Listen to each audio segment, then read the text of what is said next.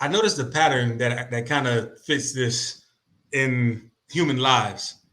It's like, okay, you're a kid, you're learning about life, you're learning about limits and boundaries and things, and so you start saying, okay, so this is how you're supposed to be. Then somewhere in the middle, like maybe teenage years, you see the hypocrisy of it all. You see that, okay, y'all told me this is supposed to be this way, it's not this way, or y'all don't hold that yourself to the standard that I've been taught to be.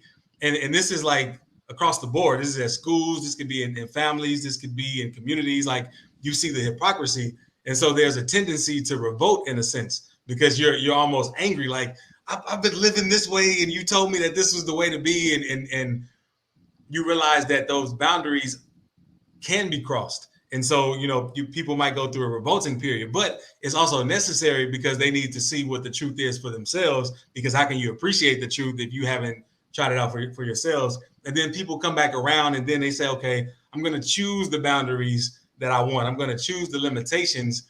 But then they make the mistake of assuming everyone is choosing the same limitations that they're choosing. And so that causes conflict when you come to somebody else who is not.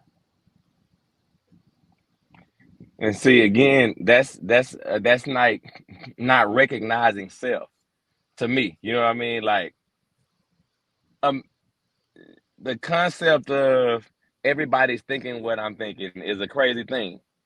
Like, the concept of thinking everybody is processing the way that I'm processing is a crazy thing, and that's why I love the I'm gonna call it an argument, but I'm gonna say debates as well with my wife, because to get to the bottom of it, when you're in a relationship with somebody and you really trying to figure it out, you would you will you would go to the micro of everything. And so me talking about the words, but the argument sometimes comes down to a word. And we're digging deep to try to understand why are you thinking that's what this is. But that's not what this is.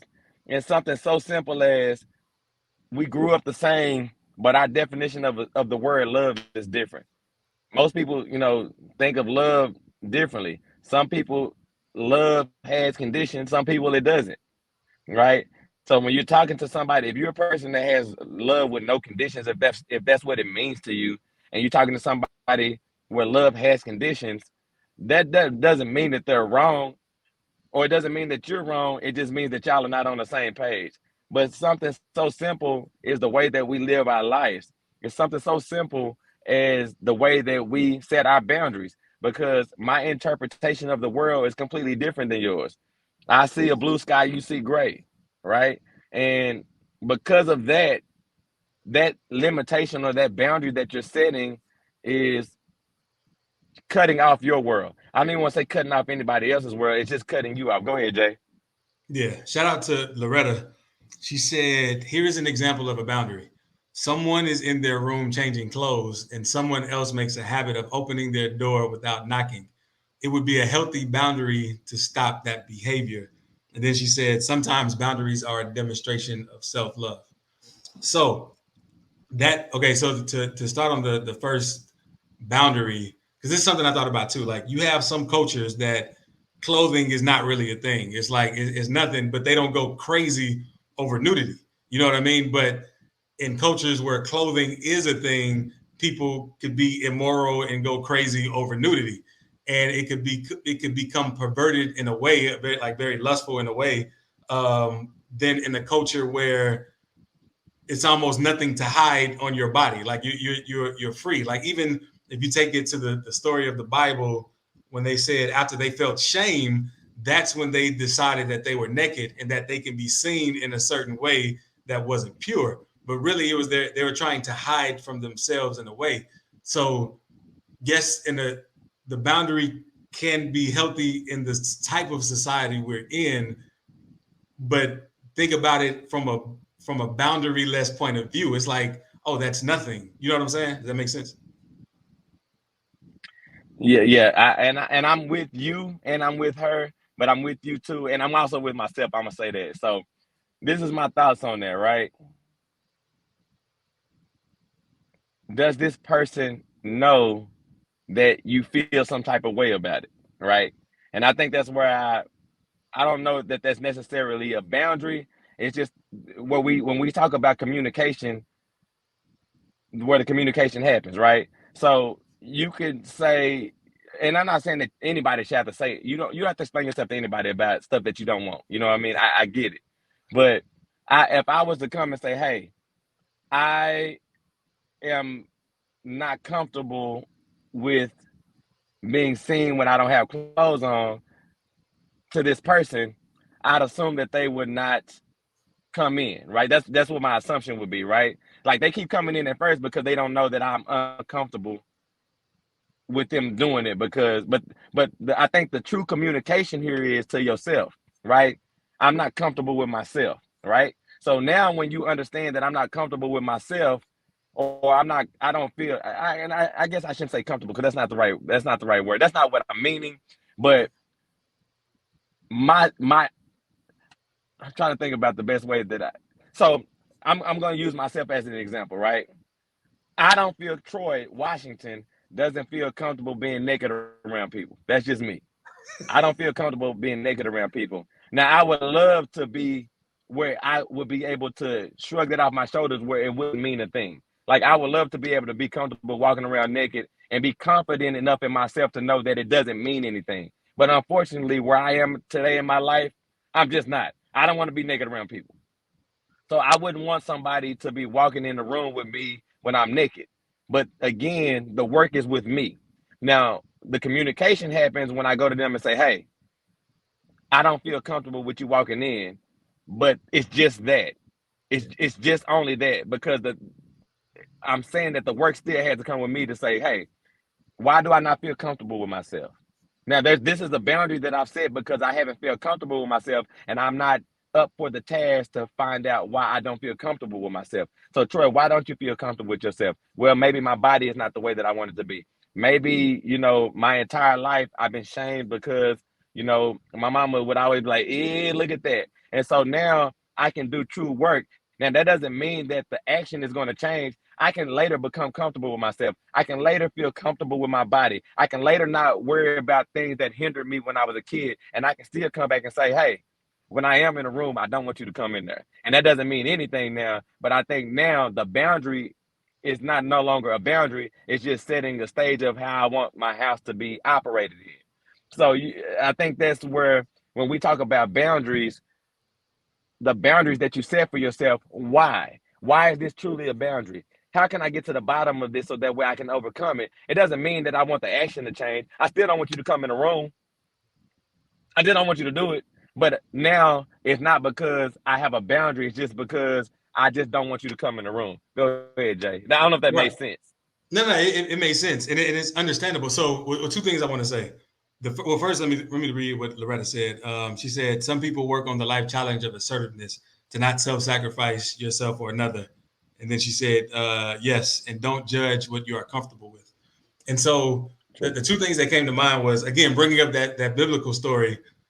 The thing that stood out was they said that God was like, what are you doing? Where are you at? Like he played along. He respected their boundary, because you think, I remember me reading, like, how can you actually hide from God? That's not possible. But he's like, okay, if that's what you want, I'm going to respect your boundary.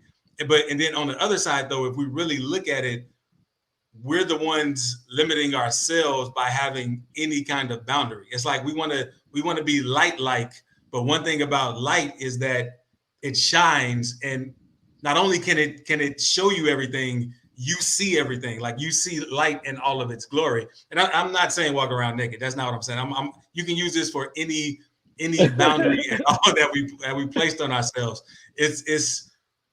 But just be mindful that, like, man, I am carrying this boundary. What is it about myself that I feel like I want to hide from? Like, what is it that what do I want to hide from God? Why am I not out in the open with this belief, with this way of thinking, with this idea I have, with this? And you can put anything in there, and it's just something to think about.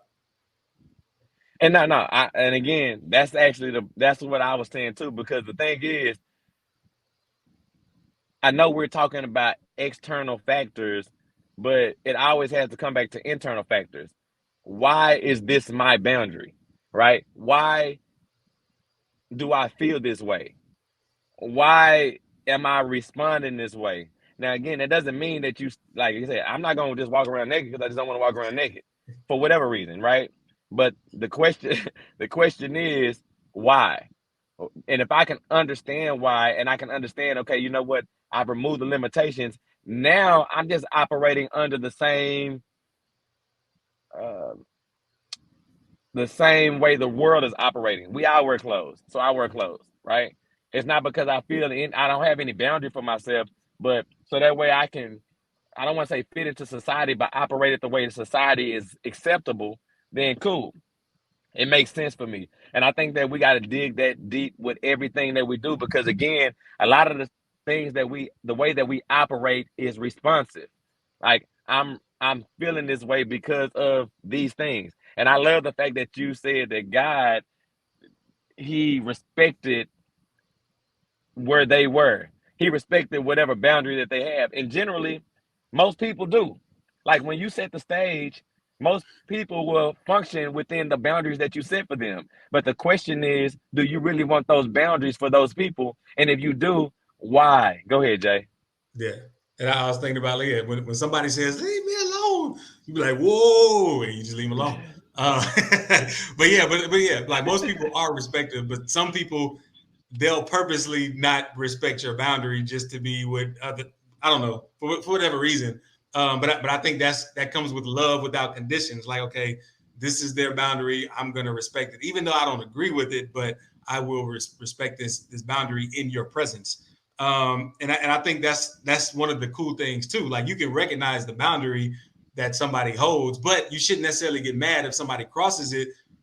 Not say, I mean, you could have a reaction to it, but I'm saying that you shouldn't hold it because they might not have been mindful of it because they have their own boundaries that they're trying to navigate as well. And it's as they would say, have compassion, so to speak. So I guess to You want me start to to tell you wrap. something? Oh, go Go ahead. ahead. Go ahead. Go ahead. And so to the point, like you said, most people will, but you are right. Some people will not respect your boundaries. Some people will not, right? But the reason why is not always tied to ill intent either, right? And the reason why I say that is because sometimes somebody won't respect the boundary because they don't have that boundary themselves, and they cannot understand, like within their own world, they can't understand why that's even a boundary for you, right? Like, why are you holding on to that now? That doesn't make it right, but that's just somebody else trying to, again, I don't want to say place a boundary, but remove a boundary from you that they don't feel like you should have. And again, nobody gets to choose who has what and how they should operate their boundaries. But again, I just said that just to say that it's not always ill intent either.